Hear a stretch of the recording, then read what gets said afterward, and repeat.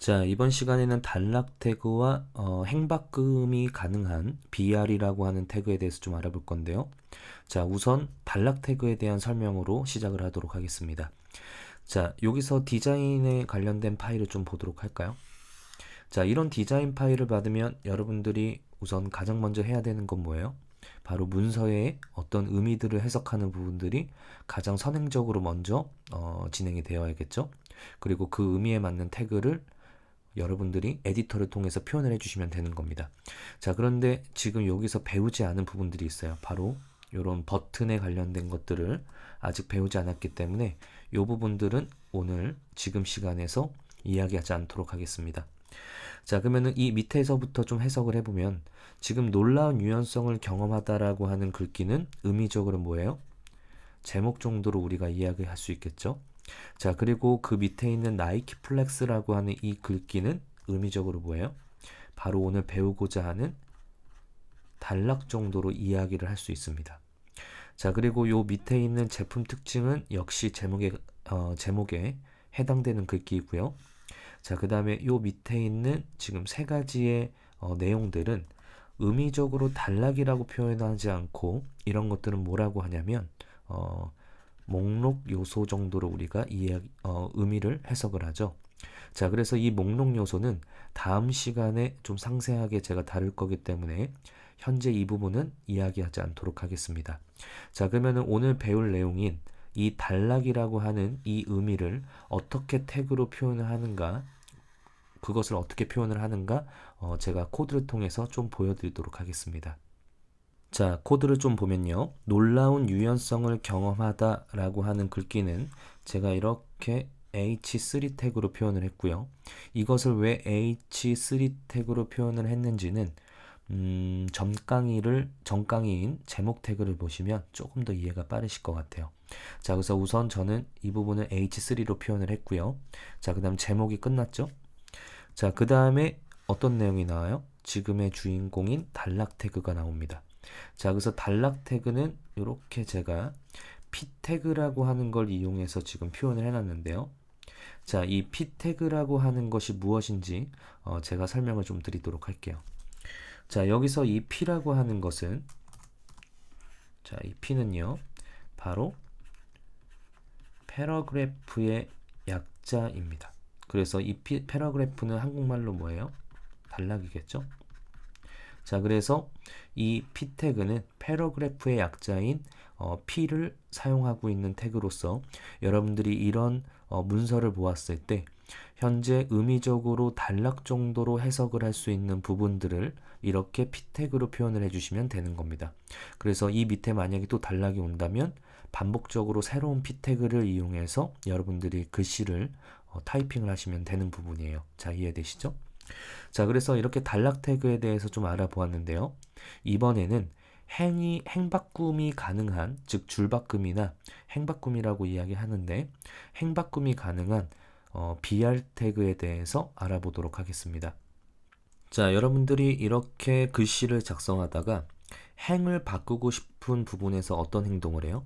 이렇게 엔터를 치면 이 브라우저에서 글귀가 떨어질 거라고 생각을 하지만 현재 이 코드를 저장을 해도 브라우저에서는 정상적으로 행바꿈이 일어나지 않습니다.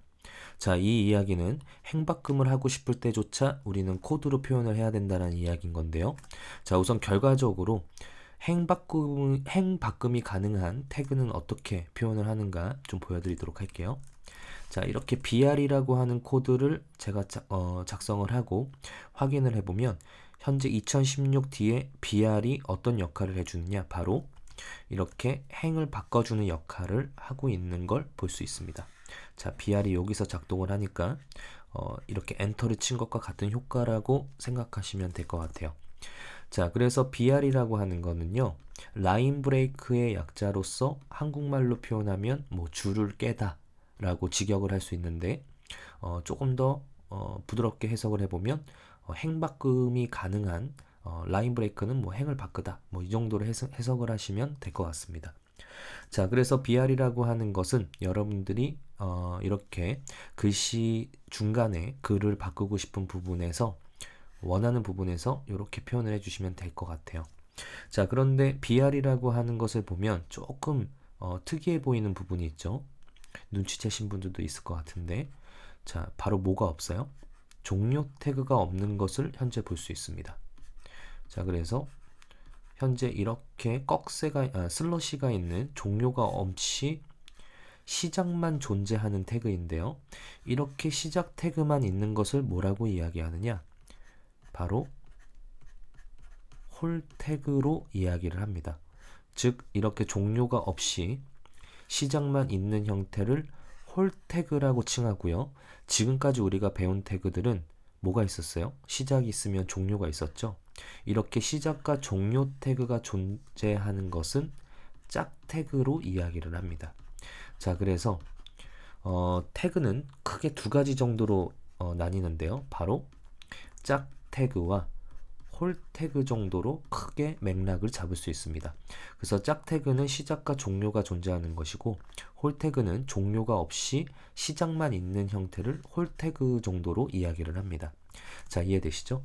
자, 그러면 왜 BR이라고 하는 태그는 종료가 없이 태어나느냐? 자, 제가 그걸 조금 비유를 해드릴 건데요. 자, 만약에 이렇게 BR이 종료가 없이 태어난다면, 자, 어떤 문제가 생기겠어요?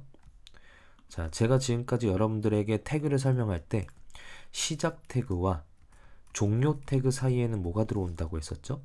전달하고자 하는 컨텐츠의 내용이 들어온다고 했습니다.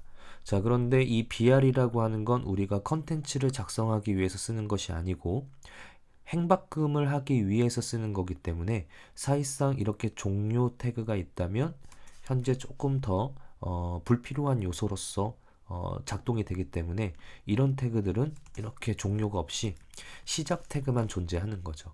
자, 이해되시죠? 자, 그래서 이 BR이라고 하는 것은 홀태그이고 홀태그로 태어난 이유를 조금 추정해 본다면 종료가 존재한다면 시작과 종료 사이에는 컨텐츠의 내용이 들어가야 하기 때문에 불필요한 요소다라고 생각을 했을 것이고, 그래서 이렇게 시작 태그만 존재한다라고 생각하시면 될 것 같아요. 자, 그래서 여러분들이 다시 원래 이야기로 조금 돌아와서 본질에 대한 이야기를 해보면요.